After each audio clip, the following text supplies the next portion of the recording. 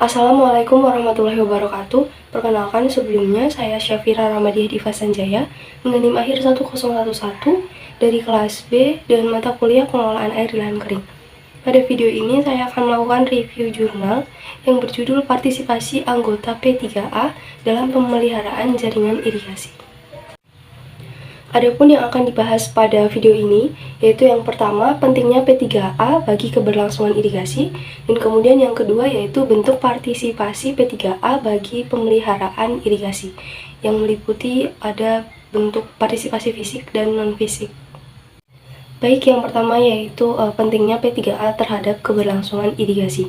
Yang pertama ada irigasi sangat penting bagi produksi pertanian dan ketahanan pangan nasional, di mana seperti yang kita tahu sendiri bahwa Indonesia merupakan salah satu negara yang memberikan komitmen tinggi terhadap pembangunan ketahanan pangan sebagai komponen strategis dalam pembangunan nasional.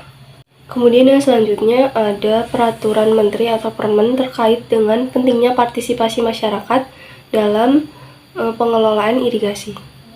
Jadi meskipun Kementerian Pekerjaan Umum atau PU telah diberi kewenangan, namun di era reformasi seperti saat ini, tentu saja harus adanya partisipasi dari masyarakat. Yang selanjutnya yaitu manfaat irigasi bagi masyarakat harus dapat dirasakan secara maksimal.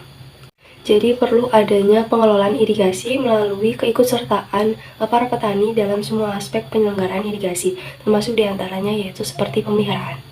Jadi dari keempat hal tersebut diperlukan adanya suatu organisasi atau kelompok yang kemudian akan berpartisipasi atau ikut serta dalam pengelolaan irigasi. Adapun kelompok tersebut bernama Perkumpulan Petani Pemakai Air yang kemudian disingkat sebagai P3A. Jadi P3A ini adalah istilah umum untuk kelembagaan pengelola irigasi yang menjadi wadah petani pemakai air dalam suatu daerah pelayanan irigasi pada tingkat tersier atau desa yang dibentuk oleh petani sendiri secara demokratis. Jadi petani yang tergabung pada kelompok P3A tersebut harus bisa melakukan peran aktifnya atau ikut berpartisipasi dalam melakukan pengelolaan irigasi, di mana termasuk pemeliharaan irigasi. Pembahasan yang selanjutnya yaitu mengenai bentuk partisipasi P3A. Jadi ada dua bentuk partisipasi P3A. Yang pertama ada partisipasi fisik dan yang kedua ada partisipasi non-fisik. Di mana partisipasi fisik ini para petani melibatkan tenaganya. Kemudian jika partisipasi non-fisik ini petani tidak melibatkan tenaganya. Jadi kedua bentuk partisipasi ini yaitu dalam pemeliharaan jaringan irigasi, yang dimana kemudian akan bermanfaat agar terjaganya kondisi dan fungsi jaringan irigasi yang telah dibangun.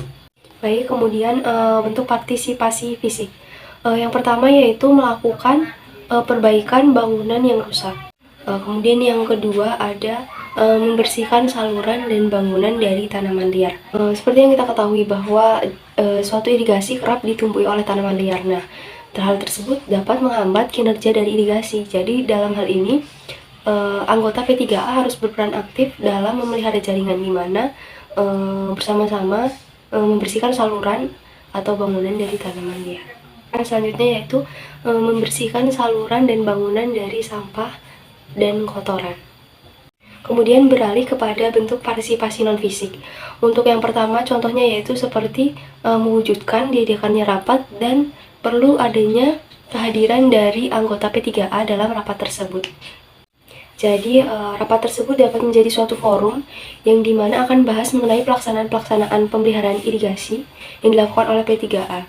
Namun tidak hanya menyelenggarakan rapat, para anggota P3A juga harus aktif berpartisipasi, kemudian hadir dalam kegiatan rapat P3A tersebut.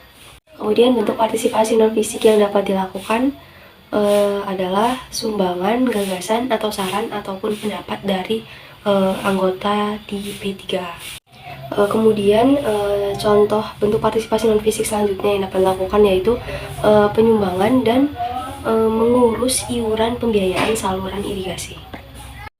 Baik, sekian video dari saya mengenai partisipasi anggota P3A dalam pemeliharaan jaringan irigasi. Apabila ada kesalahan atau kurang lebihnya, saya mohon maaf. Wassalamualaikum warahmatullahi wabarakatuh.